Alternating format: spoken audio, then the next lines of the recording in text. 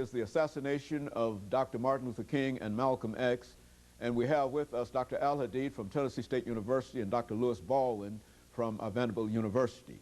And of course, Dr. Baldwin, we promised that we'd give you an opportunity to sort of paint the conditions for that surrounded the assassination of Dr. King. Yeah, Dr. Al-Hadid was talking about the climate that sort of preceded the assassination of Malcolm X. The climate that led to King's assassination, I think, is quite interesting. He had dealt with the issues of basic constitutional rights up to 1964. 1965, the struggle for political enfranchisement.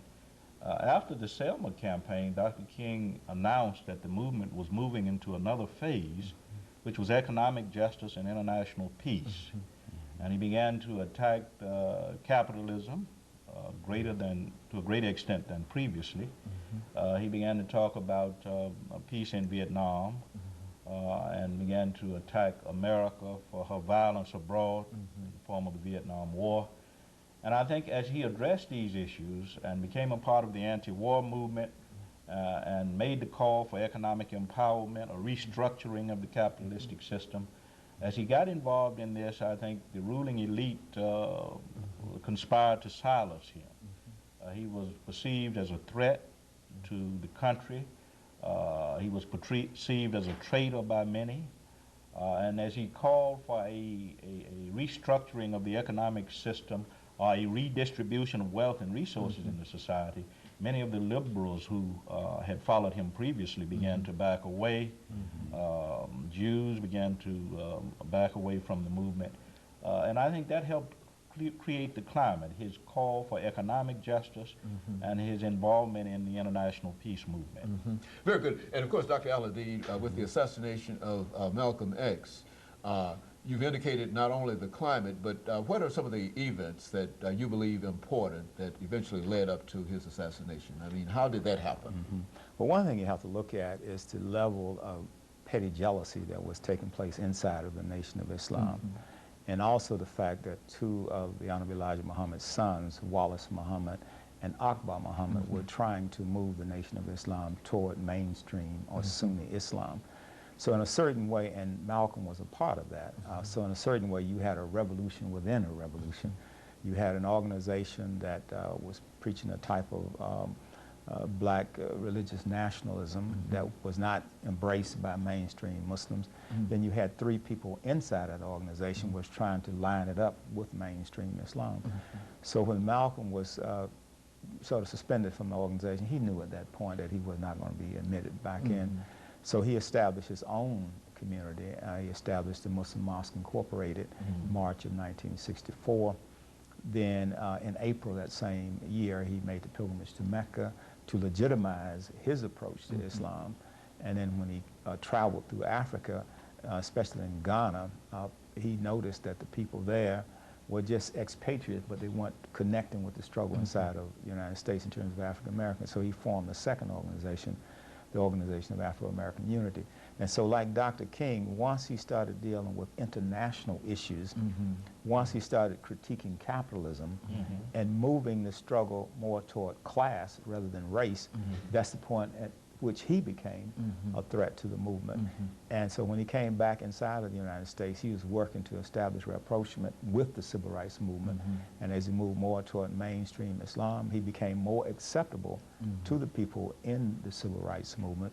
And he kept reaching out for Dr. King. But because of forces of history or circumstances of history, they weren't actually able to form a coalition between the SCLC, Southern Christian Leadership Conference, and the Organization of Afro-American Unity.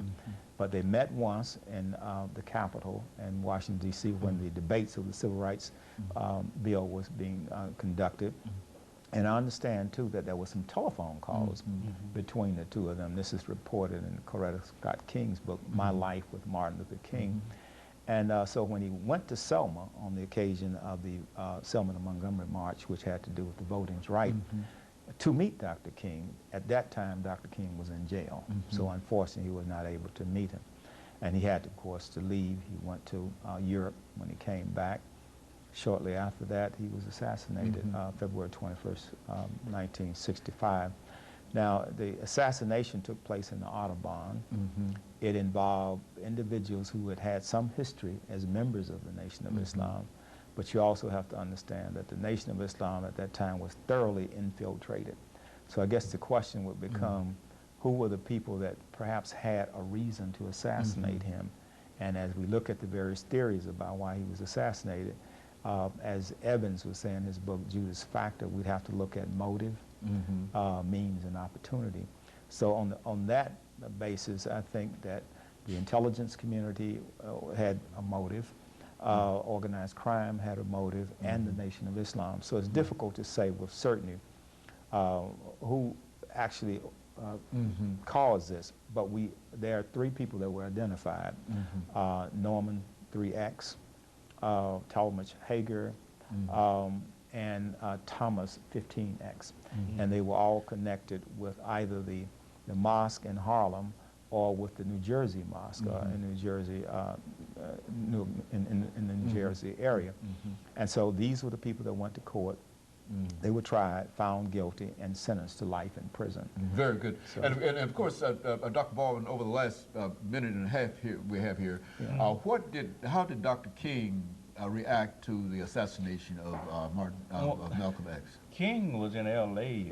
For a press conference and some speeches when the news actually got to him, and he responded at that point saying that the assassination of Malcolm X was very unfortunate because it robbed the world of what he called a potential great leader, a potentially great leader.